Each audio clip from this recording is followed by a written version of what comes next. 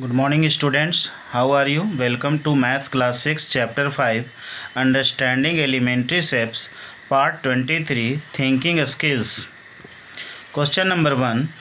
Can a triangle have sides of measure 3 cm, 4 cm and 7 cm? Give reasons.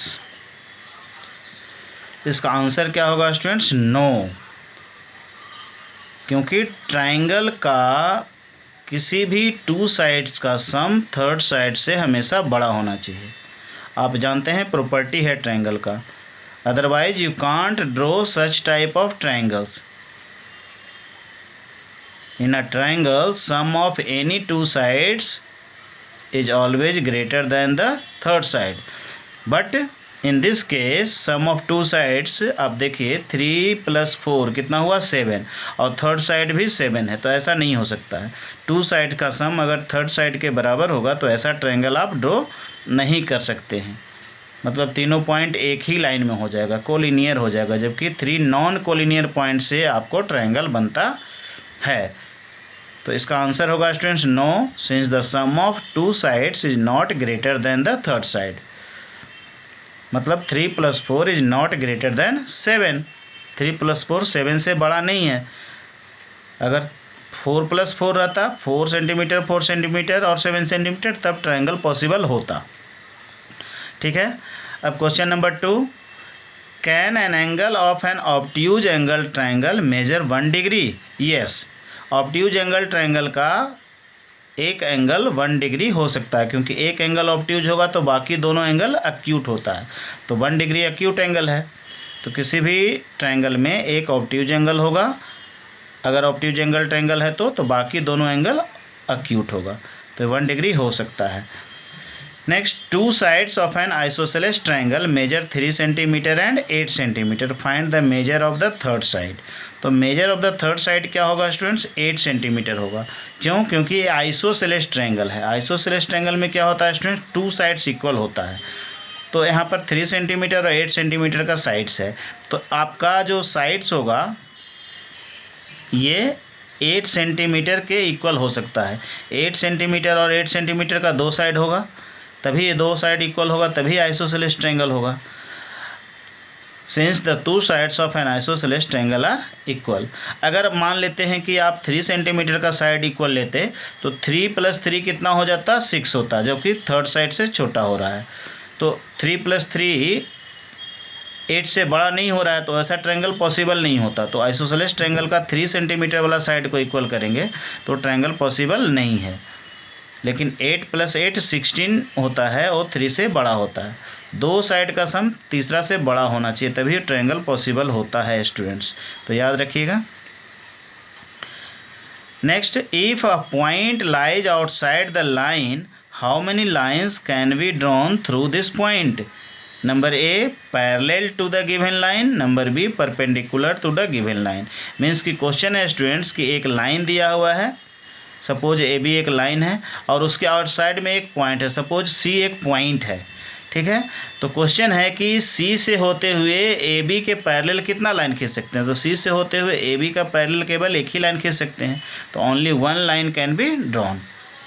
अब फिर B number है कि सी से होते हुए ए बी पर परपेंडिकुलर कितना खींच सकते हैं? तो सी से परपेंडिकुलर खींच सकते हैं ए बी पर भी केवल एक ही लाइन, क्योंकि दूसरा लाइन तो परपेंडिकुलर हो नहीं सकता है, केवल एक ही राइट एंगल बना सकता है एक ही लाइन, तो ओनली 1 लाइन।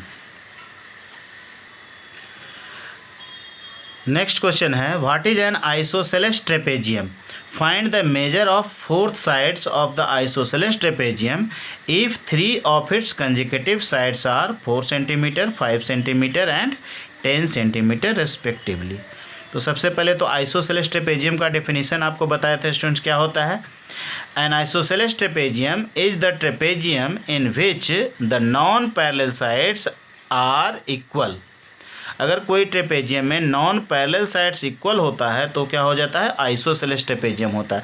जैसे ये पैरेलल साइड्स है स्टूडेंट्स और ये नॉन पैरेलल साइड, तो ये दोनों साइड अगर इक्वल हो जाएगा नॉन पैरेलल साइड्स तो इसको आइसोसेलेस ट्रेपेजियम बोलते हैं, क्योंकि टू साइड्स इक्वल होता है जिस ट्रायंगल में उसको आइसोसेलेस ट्रायंगल बोलते हैं। तो ट्रेपेजियम में अगर दोनों नॉन पैरेलल साइड इक्वल हो जाएगा तो ये आइसोसेलेस ट्रेपेजियम होगा। तो आइसोसेलेस ट्रेपेजियम का डेफिनेशन लिखना है।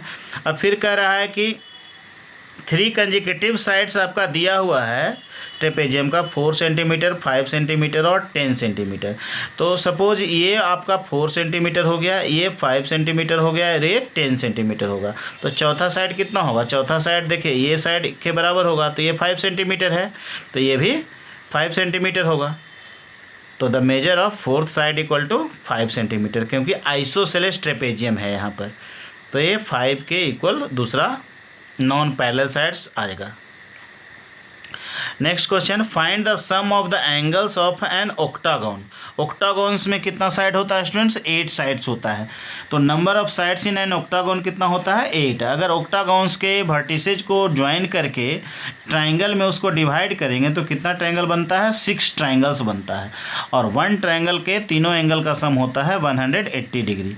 Therefore sum of the angles of the octagon equal to हो जाएगा 8 - 2। 8 - 2 मतलब क्या हुआ, 6 हुआ, मतलब 6 ट्राइंगल्स बनता है। और 6 × 180 डिग्री, तो 6 × 180 डिग्री होता है 1080 डिग्री। तो ऑक्टागन के एंगल्स का सम कितना हो जाएगा 1080 डिग्री। 1080 डिग्री होगा ऑक्टागन का एंगल। ये फॉर्मूला होता है, अगर नंबर ऑफ साइड्स किसी भी पॉलीगन में जितना है उतना -2 ट्रायंगल्स बनेगा। तो 8 साइड से ऑक्टागन में, तो 8 - 2 मतलब 6 ट्रायंगल बनेगा। और 1 ट्रायंगल का सम होता है 180 डिग्री एंगल का सम। तो 6 ट्रायंगल का सम 6 × 180 डिग्री। अगर यही डेकागन होता है स्टूडेंट तो 10 - 2 मतलब 8 × 180 डिग्री होता है उसका एंगल का सम।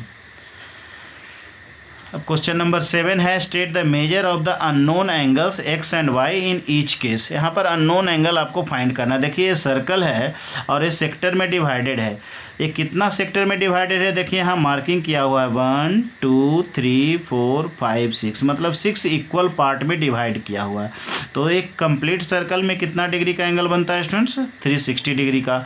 तो एक पार्ट में कितना डिग्री का एंगल बनेगा, 360 / 6, क्योंकि 6 सेक्टर में डिवाइडेड है। तो 1 सेक्टर का एंगल हो जाएगा 360/6 मतलब 60 डिग्री।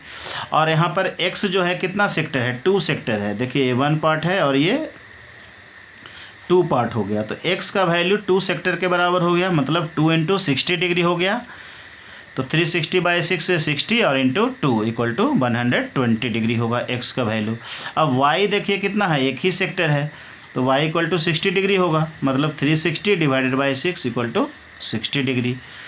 अब यहाँ पर वैसे ही देखिए क्वेश्चन नंबर बी में है, ए सर्कल 9 सेक्टर्स में डिवाइड है। देखिए 1 2 3 4 5 6 7 8 9, मतलब कि 1 कंप्लीट सर्कल में 360 डिग्री का एंगल बनता है।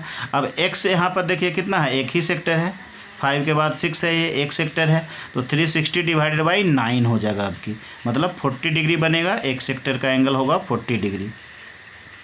तो ये x इक्वल टू 40 डिग्री हो गया आपका, यहाँ x है। अब y में देखिए कितना सेक्टर है, 1 2 3 सेक्टर है, तो मतलब 40 × 3 ये 120 डिग्री का एंगल होगा। तो y इक्वल टू क्या हो जाएगा, 360 / 9। 360 / 9 मतलब 1 सेक्टर का एंगल हुआ 40 डिग्री और × 3 इक्वल टू 120 डिग्री।